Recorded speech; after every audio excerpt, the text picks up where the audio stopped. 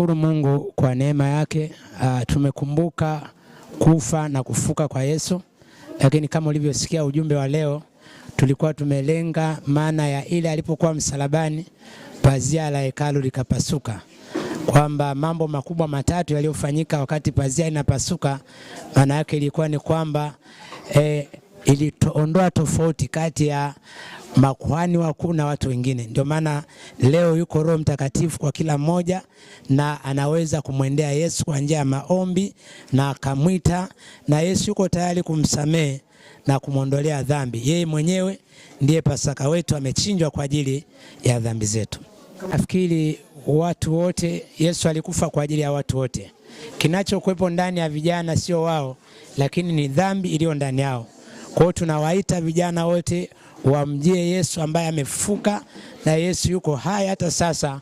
Wakimpokea Warumi 10:15, simu kimkiri yeye kwa kinywa chako na kuamini moyoni mwako kwamba ni Bwana, utaokoka. Kwa hiyo wamwamini Kristo ili awe ni Bwana na Mwokozi wa maisha yao. Kwa neema ya Mungu tunatangaza kwamba watu wengi wapo kwenye vifungo ni kwa sababu hawajamruhusu Yesu. Wakati Yesu amekufa, amezikwa, kulikuwa na jiwe ambalo limetiwa muhuri. Maana ya muhuri ilikuwa kwamba hakuna mtu mwingine, wamejimilikisha.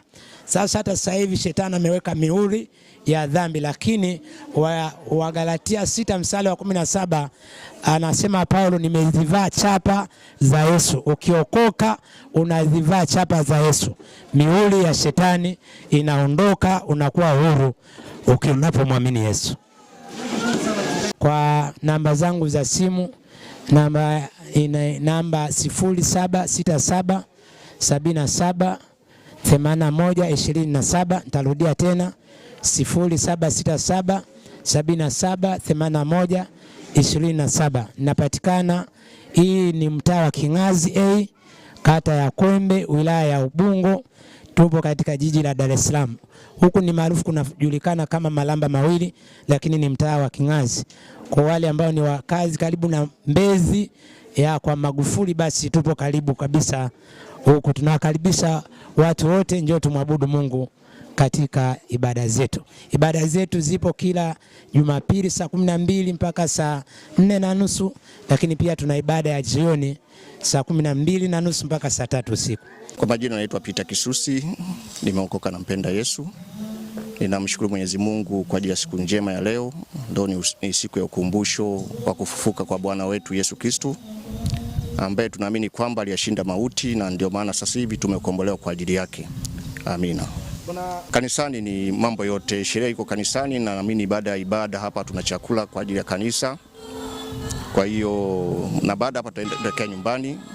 Naamini Pasaka ya leo ni njema kwangu na furaha, manake naamini kwamba Mwokozi amefufuka kwa ajili yangu. Lakini ufufuko huu ni kwa ajili ya mioyo yetu. Kwa majina naitwa Mchungaji Magdalena Safari. Niko hapa kanisa la Bethel Healing Center. Natumika kama mchungaji msaidizi.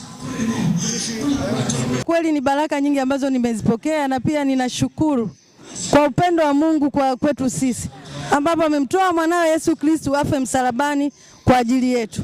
Kupitia kufa na kufufuka kwa Bwana Yesu, sisi tumekuwa huru. Tumekuwa huru na dhambi, tumepokea miujiza, tumepokea baraka, tumepokea neema kutokana na huyu Yesu.